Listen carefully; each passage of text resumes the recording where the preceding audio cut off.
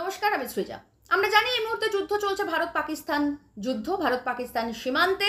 সেখানে অপারেশন সিন্দুর চলছে এবং সেই যুদ্ধের আবহ অত্যন্ত ভয়ঙ্কর বলা যেতেই পারে। এবং যুদ্ধ যখনই যে দেশে বা যে দেশের মধ্যে হয়, সেটা কখনো যুদ্ধ কখনো কোনোদিন কোনো সদর্থক বার্তা বহন করে না।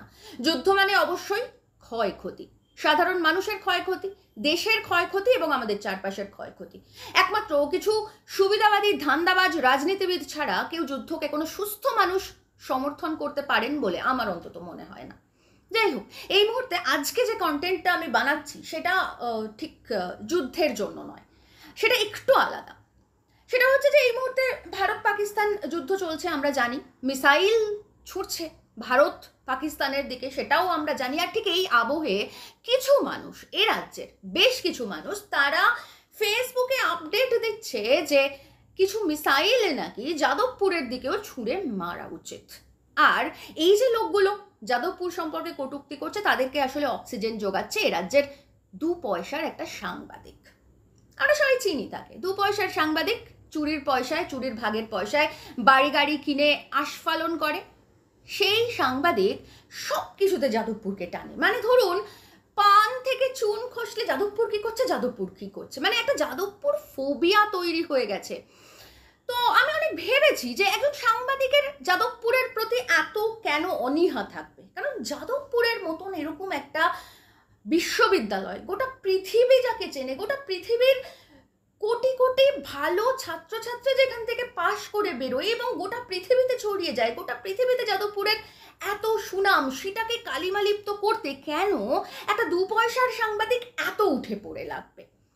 তো অনেক ভেবেচিন্তে আমার একটা মনে হয়েছে যে এটা হতে পারে যে আমার হয়তো শখ ছিল, ধরুন আপনার হয়তো যাদবপুরে পড়ার শখ ছিল, কিন্তু কি করবেন, বিদ্যায় কুলোয়নি, তাই হয়তো আর যাদবপুরে পড়া হয়ে ওঠেনি, তাই জন্য রাগ হয়েছে। আর তা না হলে আর একটা কারণ হতে পারে, কারণ যাদবপুরে নাকি কাশ্মীর মাঙ্গে আজাদি এটা বলা হয়েছে এবং তারপর থেকে এই যে 2 পয়সার সাংবাদিক ভীষণভাবে চেগে গেছে।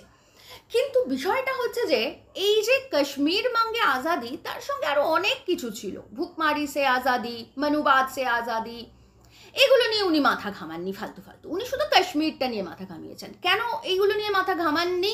কারণ ভুকমারি হবে কি করে? অন্যের অন্ন ছিনিয়ে, অন্যের বরকে ছিনিয়ে নিয়ে যার গোটা জীবন ধারণ, যার দৃষ্টিভঙ্গি, তার পক্ষে এই সমস্ত আজাদি চাওয়ার কথা তো মাথায় আসবে না, সেটা স্বাভাবিক।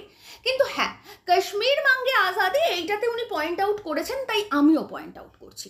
ঠিক কথা, কাশ্মীর যেহেতু ভারতের অবিচ্ছিন্ন অংশ, অবিচ্ছেদ্য অংশ, তাই ভারত রাষ্ট্রের মধ্যে থেকে বা ভারত দেশের মধ্যে থেকে কাশ্মীর মাঙ্গে আজাদি বলা দেশদ্রোহিতা, কোনো ডাউট নেই এ বিষয়ে। ঠিক কথা, যারা লিখেছে তারা দেশদ্রোহী, ঠিক কথা।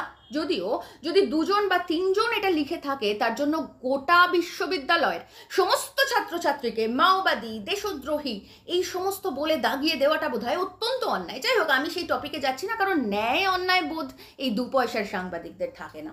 যদি থাকতো তাহলে অন্তত ওই চুরির ভাগের টাকায় গাড়ি চেপে আস্ফালন করতে পারতো না। যাই হোক, সেটা প্রশ্ন নয়। প্রশ্ন হচ্ছে যে কাশ্মীর মাঙ্গে আজাদি যদি আপনি বলেন ভারত রাষ্ট্রের মধ্যে দাঁড়িয়ে, তাহলে সেটা অবশ্যই দেশদ্রোহিতা, এ বিষয়ে কোনো প্রশ্ন উঠতে পারে না, প্রশ্ন থাকতে পারে না। কিন্তু দেশপ্রেম কাকে বলে বলুন তো?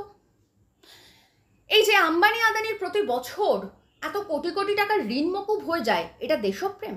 এই যে 16 লক্ষ কোটি টাকা নিয়ে এতগুলো গুজরাটি দেশ থেকে পালিয়ে গেল, এটা দেশপ্রেম?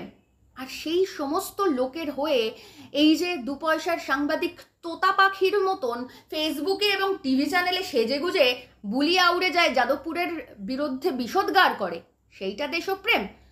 17,000 কোটি টাকা এ রাজ্যের মানুষের রক্ত জল করে তিলে তিলে গড়ে তোলা বা জমানো যে টাকা, সেখান থেকে জালিয়াতি করে জেল খাটা এবং এখন জামিনে মুক্ত সেই লোকের চ্যানেলে বসে তার পয়সার ভাগ নিয়ে বাড়ি গাড়ি করে আস্ফালন করে যাদবপুরের দিকে আঙুল তোলা বোধহয় সত্যিই খুব হাস্যকর। আসলে এই দেশপ্রেম এবং দেশকে ভালোবাসা বিষয়টা এক একজনের কাছে এক এক রকম। এই 2 পয়সার সাংবাদিক যেমন শুধুমাত্র নিজেরটুকু গুছিয়ে নিতে পারলেই ভাবে এটাই বোধহয় দেশপ্রেম, বড় বড় বাতেলা মেরে ফেসবুকে আর টিভি চ্যানেলে কাঁড়ে কাঁড়ি পা চাটা লোকের পরিবেষ্টিত হয়ে থাকতে পারলেই ভাবে বোধহয় সেটা দেশপ্রেম, কিন্তু দেশপ্রেম এটা নয়।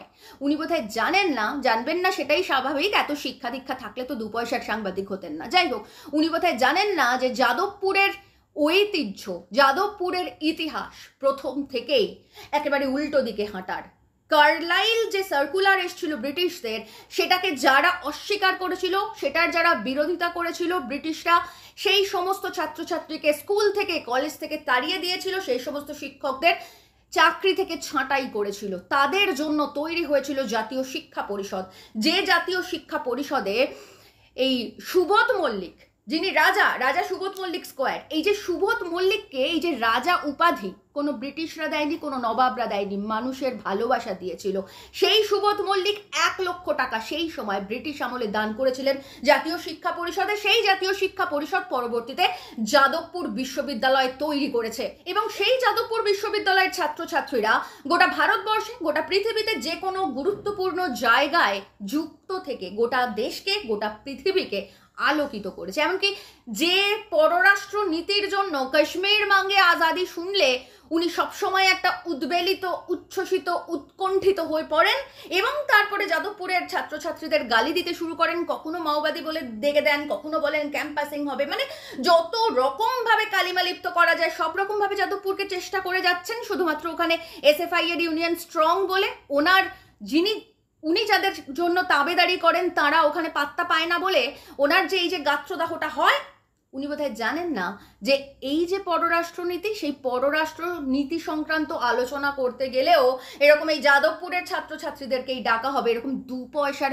তাবেদারি করা পা চাটা সাংবাদিককে নয়। আর সে কারণের জন্য এই সব সময় স্রোতের উল্টো দিকে বয়ে চলা যে সমস্ত মস্তিষ্ক রয়েছে, সেটা যাদবপুর হোক, সেটা JNU হোক, কদিন পরে দেখবো IIT-তেও বলছে মাওবাদী, বা IIT-তেও বলছে মাওবাদী ক্যাম্পাসিং হলে তাদেরকে ডেকে নেবে।